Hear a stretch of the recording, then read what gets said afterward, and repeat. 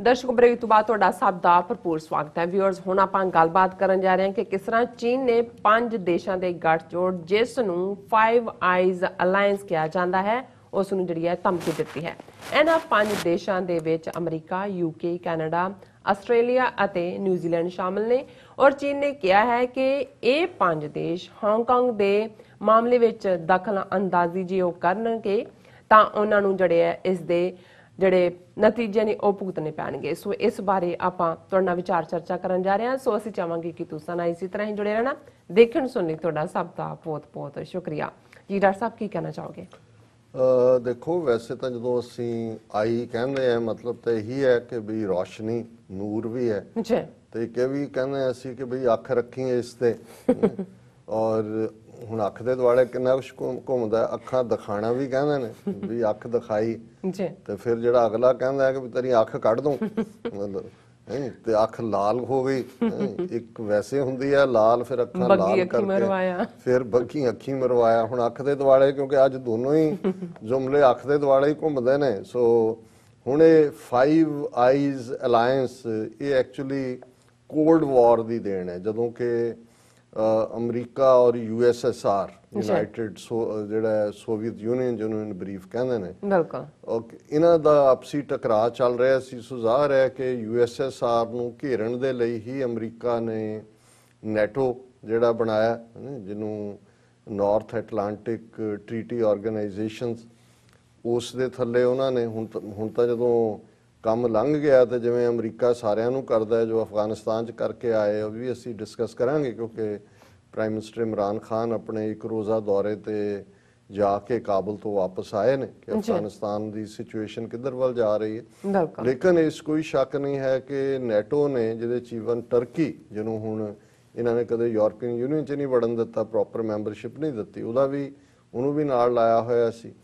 ਹੁਣ ਉਸ ਸਾਰੇ ਪੀਰੀਅਡ 'ਚ ਇੰਟੈਲੀਜੈਂਸ ਸ਼ੇਅਰਿੰਗ ਉਸ ਦੇ ਲਈ ਇਹਨਾਂ ਨੇ ਬੇਸ਼ੱਕ ਅਗੇਂਸਟ USSR ਨੈਟੋ ਦਾ ਅਲਾਇੰਸ ਵੱਡਾ ਸੀ ਪਰ ਅਲਟੀਮੇਟਲੀ ਜਿਵੇਂ ਕਿਚਨ ਕੈਬਨਿਟ ਹੁੰਦੀ ਹੈ ਵੀ ਤੁਸੀਂ ਸਿਰਫ ਆਪਣੇ ਇਤਬਾਰੀਆਂ ਨੂੰ ਹੀ ਨਾਲ ਰੱਖਦੇ ਹੋ ਸੋ ਉਹਦੇ 'ਚ ਜਿਹੜਾ 5 ਆਈਜ਼ ਕੰਟਰੀ ਸੀ ਇੰਟੈਲੀਜੈਂਸ ਸ਼ੇਅਰਿੰਗ ਉਹਨਾਂ ਦੇ ਵਿੱਚ ਅਮਰੀਕਾ, UK, ਕੈਨੇਡਾ, ਆਸਟ੍ਰੇਲੀਆ ਤੇ ਨਿਊਜ਼ੀਲੈਂਡ ਇਹ 5 ਆਈਜ਼ ਔਰ ਇਹਨਾਂ ਨੇ ਜਿਹੜਾ ਕਾਫੀ ਇੱਕ ਦੂਸਰੇ ਦੇ ਨਾਲ ਇੰਟੈਲੀਜੈਂਸ ਸ਼ੇਅਰਿੰਗ ਦੇ ਨਾਲ ਉਹਦੀ ਯੂਜ਼ਫੁਲਨੈਸ ਰਹੀ। ਸੋਵੀਅਤ ਯੂਨੀਅਨ ਟੁੱਟ ਗਿਆ, ਰਸ਼ੀਆ ਜਿਹੜਾ ਉਹ ਥੱਲੇ ਨੂੰ ਚਲਾ ਗਿਆ। ਹੁਣ ਭਾਵੇਂ ਨਵੇਂ ਅਲਾਇੰਸ ਬਣ ਰਹੇ ਨੇ ਪਰ ਅਮਰੀਕਾ ਯੂਨੀਕ ਇੱਕ ਸੁਪਰ ਪਾਵਰ ਬਣ ਕੇ ਆਇਆ।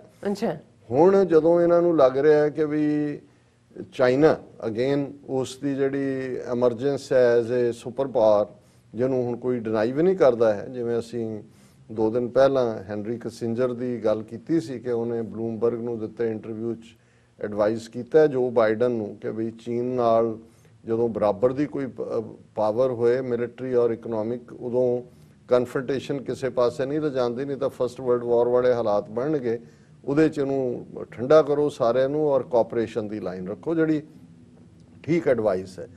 ਲੇਕਿਨ ਕਿਉਂਕਿ ਅਜੇ ਤੱਕ ਬਾਈਡਨ ਦੇ ਆਉਣ ਤੋਂ ਬਾਅਦ ਇਹ ਹੌਕਿਸ਼ ਐਟੀਟਿਊਡ ਘਟ ਜਾਏ ਜਿਹੜੀ ਪੋਜ਼ਿਟਿਵ ਗੱਲ ਹੋਏਗੀ ਪਰ ਹਾਲ ਦੀ ਘੜੀ ਤਾਂ ਜਿਹੜਾ ਟਰੰਪ ਨੇ 21 ਜਨਵਰੀ ਤੱਕ ਜਾਣ ਤੋਂ ਪਹਿਲਾਂ ਤਾਂ ਆਪਣਾ ਹੌਕਿਸ਼ ਸਟਾਂਸ ਹੀ ਰੱਖਿਆ ਹੋਇਆ ਜਿਵੇਂ ਅਸੀਂ ਕਿਹਾ ਵੀ ਮਾਈਕ ਪੋਂਪੀਓ ਉਹ ਤੁਰਿਆ ਹੋਇਆ ਔਰ ਗੱਲ ਕਰਾਂਗੇ ਅਸੀਂ ਕਿ ਕਿਵੇਂ ਉੱਥੇ ਜਾ ਕੇ ਇਜ਼ਰਾਈਲ ਦੇ ਵਿੱਚ ਔਰ ਜਿਹੜੀ ਹੈ ਉਹਨਾਂ ਦੀ ਆਕੂਪਾਈਡ ਟੈਰੀਟਰੀ ਹੈ ਉਹਨਾਂ 'ਚ ਉਹਨੂੰ ਸੈਟਲਮੈਂਟ ਨੂੰ ਜਸਟੀਫਾਈ ਕਰ ਰਿਹਾ ਹੈ। ਹੁਣ ਉਹ ਗਾਜ਼ਾ ਸਟ੍ਰਿਪ ਜਾਏਗਾ ਜਿਹੜਾ ਸੀਰੀਆ ਤੋਂ ਲਈ ਹੋਈ ਥਾਂ ਹੈ ਪਰ ਇਸੇ ਪੀਰੀਅਡ ਜਿਹੜੇ 2-3 ਨੁਕਤੇ ਇਸ ਕਨਫਰੰਟੇਸ਼ਨ ਦੀ ਲਾਈਨ 'ਚੋਂ ਚੀਨ ਨੂੰ ਘੇਰਨ ਦੇ ਨੇ ਉਹਨਾਂ ਦੇ ਵਿੱਚ ਜ਼ਾਹਰ ਹੈ ਕਿ ਇੱਕ ਤਾਂ ਤਾਈਵਾਨ ਹੈ ਉਹਦਾ ਵੀ ਅਸੀਂ ਅਕਸਰ ਜ਼ਿਕਰ ਕਰਦੇ ਹਾਂ ਕਿ ਵੀ ਉਹਨਾਂ ਨੇ ਆਫੀਸ਼ੀਅਲ ਵੀ ਸੈਕਟਰੀ ਆਫ ਸਟੇਟ ਖੁਦ ਗਿਆ ਤਾਈਵਾਨ ਉਹਨੂੰ ਪੂਰਾ ਪੁਸ਼ ਕਰਨ ਦੀ ਕੋਸ਼ਿਸ਼ ਕੀਤੀ।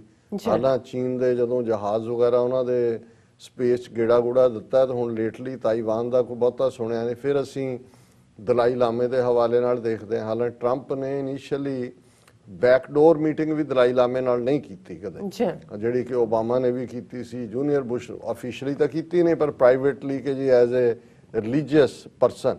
ਲੇਕਿਨ ਹੁਣ ਇਹਨਾਂ ਨੇ ਜਾਂਦੇ ਜਿਹੜਾ ਦਲਾਈ ਲਾਮੇ ਨੂੰ ਵੀ ਇੰਨਾ ਕੁ ਉਭਾਰਿਆ ਔਰ ਦਲਾਈ ਲਾਮਾ ਹੁਣ 80s ਦੇ ਵਿੱਚ ਹੈ ਔਰ ਚੀਨ ਵਾਲੇ ਜਿਹੜੇ ਨੇ, ਕਿਉਂਕਿ ਤਿੱਬਤ ਹੈ, ਦਲਾਈ ਲਾਮਾ ਤਾਂ 1.5 ਲੱਖ ਆਪਣੇ ਫਾਲੋਅਰਸ ਦੇ ਨਾਲ ਇਨ ਐਗਜ਼ਾਈਲ ਰਹਿ ਰਿਹਾ ਧਰਮਸ਼ਾਲਾ।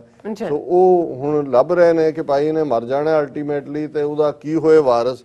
ਉਸ ਦੇ ਉੱਤੇ ਵੀ ਇਹਨਾਂ ਨੇ ਜਿਹੜੀ ਇਹ ਲਾਈਨ ਲਈ, ਕਿਉਂਕਿ ਜਿਹੜਾ ਇਹਨਾਂ ਦਾ ਐਂਬੈਸਡਰ ਐਟ ਲਾਰਜ ਹੈ ਜਿਹੜਾ ਸੈਮੂਅਲ ਬਰਾਊਨਬੈਕ ਰਿਲੀਜੀਅਸ ਫਰੀडम ਦੇ ਉੱਤੇ, ਉਹਨੇ ਕਿਹਾ China has no theological basis to pick the next Dalai Lama.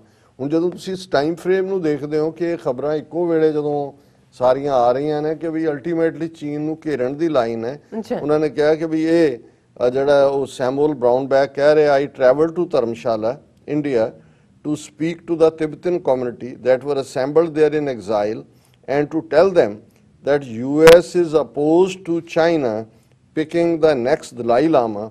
Ambassador at large for international religious freedom Samuel D. Brownback told reporters on Tuesday during a conference call. ਉਹਨਾਂ ਨੇ ਕਿਹਾ ਜੀ ਅਸੀਂ ਉਹਨਾਂ ਨੂੰ ਕੋਈ ਹੱਕ ਨਹੀਂ। ਸੋ ਉਹਨਾਂ ਨੇ ਦਲਾਈ ਲਾਮਾ ਵਾਲਾ ਕਾਰਡ ਵੀ ਜਿਹੜਾ ਉਹ ਵਾਪਸ ਕੱਢ ਲਿਆ ਉਹਨੂੰ ਦੱਸਣ ਦੇ ਲਈ।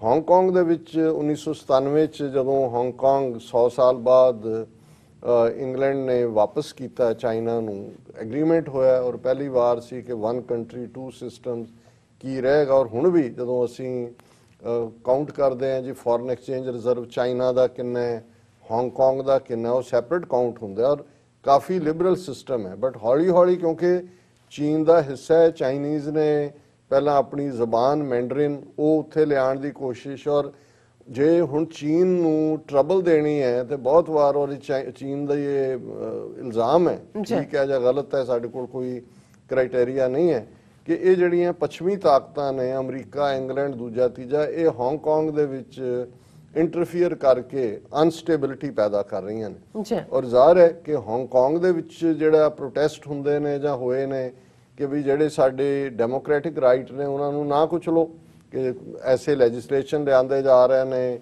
ਜਾਂ ਉਸ ਤੋਂ ਪਹਿਲਾਂ ਸੀ ਕਿ ਜਿਹੜਾ ਵੀ ਕੋਈ ਟ੍ਰੀਜਨ ਦੇ ਥੱਲੇ ਹੁੰਦਾ ਹੈ ਉਹਨੂੰ ਮੇਨਲੈਂਡ ਚਾਈਨਾ 'ਚ ਜਿਹੜਾ ਹੈ ਉਹ ਡਿਪੋਰਟ ਕੀਤਾ ਜਾਏਗਾ, ਉੱਥੇ ਟਰਾਇਲ ਹੋਏਗਾ।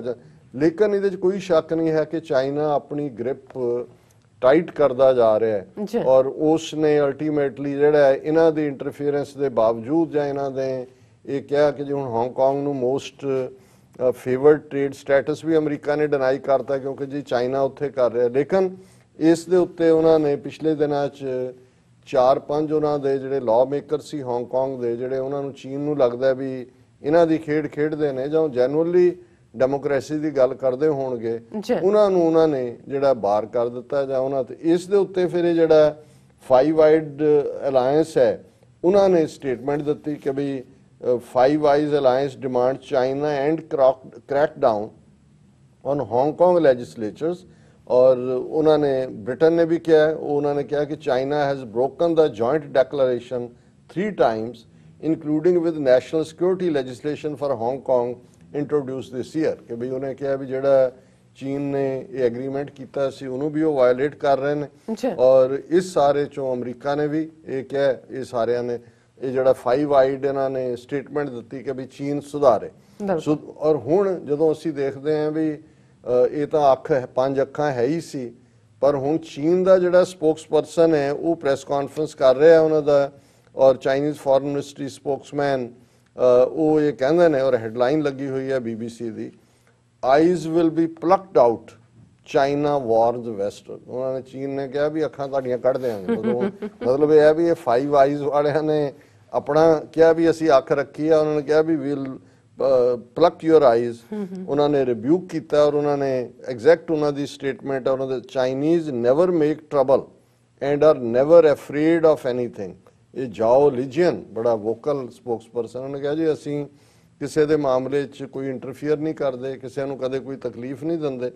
ਔਰ it didn't matter if they had 5 or 10 eyes. ਕਹਿੰਦੇ ਉਹਨਾਂ ਦੀਆਂ ਅੱਖਾਂ 5 ਨੇ ਕਿ 10 ਨੇ ਇਹ ਸਾਨੂੰ ਨਹੀਂ ਪਤਾ, ਪਰ ਉਹਨਾਂ ਨੇ ਇਹ ਕਿਹਾ ਕਿ ਵੀ they should be careful or their eyes will be plucked out. ਉਹਨਾਂ ਕਿਹਾ ਵੀ ਧਿਆਨ ਰੱਖੋ, ਅੱਖਾਂ ਤੁਹਾਡੀਆਂ ਅਸੀਂ ਕੱਢ ਦੇਣੀਆਂ। ਸੋ ਹੈ ਤਾਂ ਇਹ ਜੁਮਲੇਬਾਜ਼ੀ ਹੈ, ਪਰ ਇਹ ਚਾਈਨੀਜ਼ ਦੀ ਟੋਨ ਟਿਊਨ ਨਹੀਂ ਸੀ। ਹੁਣ ਜਿਸ ਐਗਰੈਸਿਵਨੈਸ ਦੇ ਨਾਲ ਇਹ ਉਹਨਾਂ ਦਾ ਪੋਸਟ ਕੋਵਿਡ-19 ਦੇ ਵਿੱਚ ਕੋਈ ਸ਼ੱਕ ਨਹੀਂ ਹੈ ਕਿ ਚਾਈਨਾ ਦੀ ਇਕਨੋਮੀ ਕੋਈ ਥੱਲੇ ਨੂੰ ਨਹੀਂ ਜਾ ਰਹੀ, ਉਹ ਰਾਦਰ ਆਪਣਾ ਸਟੇਬਲ ਵੀ ਹੈ ਔਰ ਅੱਗੇ ਨੂੰ ਵੀ ਜਾ ਰਹੀ ਹੈ। ਸੋ ਆਲਰੇਡੀ ਚਾਈਨਾ ਨੇ ਆਪਣਾ ਹੋਮਵਰਕ ਇਸ ਤਰੀਕੇ ਦੇ ਨਾਲ ਕੀਤਾ ਹੋਇਆ ਹੈ ਕਿ ਉਹ ਆਪਣਾ ਪ੍ਰਭਾਵ ਫੈਲਾ ਰਹੇ ਨੇ। ਹੁਣ ਉਹਦਾ ਅਸੀਂ ਅੰਦਾਜ਼ਾ ਜੇ ਬਿਜ਼ਨਸ ਐਂਗਲ ਤੋਂ ਦੇਖੀਏ ਕਿ ਵੀ ਅਮਰੀਕਾ ਦੀ ਹੁਣ ਤੱਕ ਤਾਂ ਕਿਉਂਕਿ ਕਰੰਸੀ ਵੀ ਡਾਲਰ ਹੈ ਜਿਹੜੀ ਚੱਲਦੀ ਹੈ, ਅਮਰੀਕਾ ਦਾ ਡਰ ਵੀ ਸੀ। ਹੁਣ ਜਿਹੜੇ ਏਸ਼ੀਆ ਪੈਸੀਫਿਕ ਅਲਾਇੰਸ ਅਮਰੀਕਾ ਨੇ ਇੰਡੀਆ ਨੂੰ ਅੱਗੇ ਕਰਕੇ ਜਾਂ ਆਸਟ੍ਰੇਲੀਆ ਦੂਜਿਆਂ ਨੂੰ ਬਣਾਇਆ, ਵਪਾਰ ਦੇ ਐਂਗਲ ਤੋਂ ਅਸੀਂ ਗੱਲ ਕੀਤੀ ਸੀ ਕਿ 15 ਦੇਸ਼ ਜਿਨ੍ਹਾਂ 'ਚ ਈਵਨ ਆਸਟ੍ਰੇਲੀਆ ਜਾਪਾਨ ਨੇ ਵੀ ਜੁਆਇਨ ਕੀਤਾ ਚਾਈਨਾ ਨੂੰ, ਇੰਡੀਆ ਉਹਦੇ ਤੋਂ ਬਾਹਰ ਰਹਿ ਗਿਆ ਔਰ ਉਹਨਾਂ ਨੇ ਆਲਮੋਸਟ ਜਿਹੜਾ ਉਹ 40% ਕੁੱਲ ਦੁਨੀਆ ਦੀ GDP ਹੈ। ਹੁਣ ਜਿਹੜੀ Asia Pacific leaders push for freer trade after Trump, ਹੁਣ ਜਿਹੜੇ ਥੋੜੇ ਦਬੇ ਹੋਏ ਵੀ ਸੀ ਉਹਨਾਂ ਨੂੰ ਹੁਣ ਟਰੰਪ ਦਾ ਤਾਂ ਥੋੜਾ ਬਹੁਤ ਖੌਫ ਸੀ ਕਿ ਵੀ ਇਹਨੇ ਪਤਾ ਨਹੀਂ ਕਮਲੇ ਨੇ ਕੀ ਕਰ ਦੇਣਾ, ਪਰ ਉਹਨਾਂ ਨੇ ਇਹ ਕਿਹਾ ਕਿ ਵੀ ਚੀਨ ਲੀਡ ਕਰੇ। Asia Pacific leaders called on Thursday for open and multilateral trade to support a global economy battered by the novel coronavirus, and some hoped for more engagement with the United States under a Joe Biden administration. ਹੁਣ Trump ਦੀ line ਤਾਂ global ਹੈ ਹੀ ਨਹੀਂ ਸੀ, ਇਹ ਸੀ ਕਿ ਬਾਈਲੇਟਰਲ ਕਰੋ। Canada ਨੂੰ ਵੀ force ਕੀਤਾ, ਜਿਹੜਾ ਨਾਫਟਾ ਸੀ ਉਹ ਦੁਬਾਰਾ ਨੈਗੋਸ਼ੀਏਟ ਕੀਤਾ, ਮੈਕਸੀਕੋ ਨੂੰ ਵੀ ਫੋਰਸ ਕੀਤਾ, ਨੈਟੋ ਨਾਲ ਤਾਂ ਵੈਸੇ ਹੀ ਜਿਹੜਾ ਉਸ ਕਿਸਮ ਦਾ ਰਿਸ਼ਤਾ ਬਣਾ ਲਿਆ, ਚੀਨ ਦੇ ਨਾਲ ਹਾਈ ਟੈਰਿਫਸ ਲਾ ਦਿੱਤੀਆਂ ਔਰ ਇਹ ਕਿਹਾ ਜੀ ਅਸੀਂ ਆਪਣੀਆਂ ਟਰਮਸ ਤੇ ਗੱਲ ਕਰਾਂਗੇ।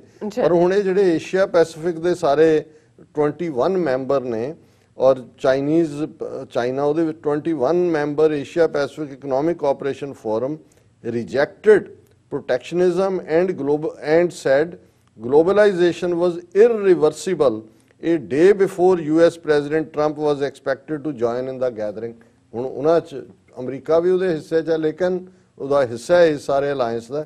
ਪਰ ਇੱਕ ਦਿਨ ਪਹਿਲਾਂ ਉਹਨਾਂ ਨੇ ਕਿਹਾ ਕਿ ਵੀ ਇਹ ਅਸੀਂ ਗਲੋਬਲੀ ਜਿਹੜਾ ਉਹ ਅਸੀਂ ਜੇ ਟੁਗੈਦਰ ਹੋਵਾਂਗੇ ਤੇ ਵੀ ਕੈਨ ਪ੍ਰੋਗਰੈਸ ਅਦਰਵਾਈਜ਼। ਔਰ ਚਾਈਨਾ ਉਹਨੇ ਬਿਲਕੁਲ ਉਹਨਾਂ ਦੀਆਂ ਪਲਾਨਸ ਬੜੀਆਂ ਕਲੀਅਰ ਨੇ। China all set to change its development model from 2021. President Xi said the new development paradigm will enable China to fully unlock its market potential and create greater demand for other countries. ਹੁਣ ਬਾਕੀ ਤਾਂ ਅਜੇ damage control ਤੇ ਲੱਗੇ ਨੇ।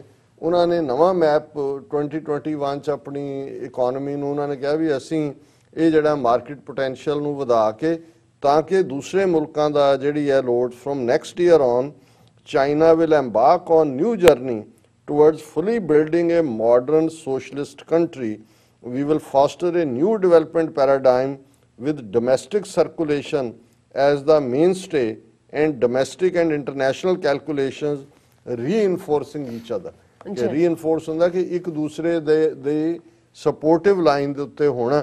ਔਰ ਜਿਵੇਂ ਮੈਂ already ਕਿਹਾ ਕਿ ਵੀ ਆਲਰੇਡੀ ਪੋਂਪੀਓ ਉਹ ਇਜ਼ਰਾਈਲ 'ਚ ਪਹੁੰਚੇ ਹੋਏ ਨੇ, ਵੈਸਟ ਬੈਂਕ ਵੀ ਉਹਨਾਂ ਜਾ ਕੇ ਕਿਹਾ ਜੀ ਹੁਣ ਤੁਸੀਂ ਜਿਹੜਾ ਅਮਰੀਕਾ ਨੂੰ ਭੇਜਣੀਆਂ ਨੇ ਚੀਜ਼ਾਂ ਉੱਤੇ ਮੋਹਰ ਲਾਓ ਮੇਡ ਇਨ ਇਜ਼ਰਾਈਲ, ਭਾਵੇਂ ਤੁਸੀਂ ਆਕੂਪਾਈਡ ਟੈਰੀਟਰੀ 'ਚ ਬੈਠੇ ਹੋ। ਔਰ ਨਾਲ ਹੀ ਹੁਣ ਕੱਲ ਉਹਨੇ ਗੋਲਾਨ ਜਾਣਾ ਜਿਹੜਾ ਸੀਰੀਆ ਤੋਂ ਖੋਇਆ ਹੋਇਆ 1967 ਦੀ ਵਾਰ 'ਚ। ਸੋ ਕੁੱਲ ਮਿਲਾ ਕੇ ਅਸੀਂ ਇਹ ਦੇਖ ਰਹੇ ਹਾਂ ਵੀ ਚਾਈਨਾ ਵੀ ਫੁੱਲੀ ਐਗਰੈਸਿਵ ਮੋਡ 'ਚ ਹੈ ਔਰ ਅਨਫੋਰਚੂਨੇਟਲੀ ਅਮਰੀਕਾ ਕਿਉਂਕਿ ਟ੍ਰਾਂਜੀਸ਼ਨ ਪੀਰੀਅਡ ਹੈ ਜਦੋਂ ਕਿ ਇੱਕ ਟੀਮ ਨੇ ਦੂਸਰੇ ਨੂੰ ਬਰੀਫ ਕਰਨਾ ਹੁੰਦਾ ਹੈ ਤੇ ਜੋ ਬਾਈਡਨ ਨੂੰ ਜਿਵੇਂ ਟਰੰਪ ਲੈ ਰਹੇ ਨੇ ਔਰ ਇੱਕ ਉਹਨਾਂ ਦਾ ਹਾਇਰ ਆਫੀਸ਼ੀਅਲ ਜਿਹਨੇ 3 ਦਿਨ ਪਹਿਲੇ ਕਿਹਾ ਸੀ ਕਿ ਜੀ ਇਲੈਕਸ਼ਨ ਬੜੀ ਸ਼ਫਾਕ ਹੋਈ ਹੈ, ਬੜੀ ਫੇਅਰ ਐਂਡ ਕਲੀਨ ਹੋਈ ਹੈ।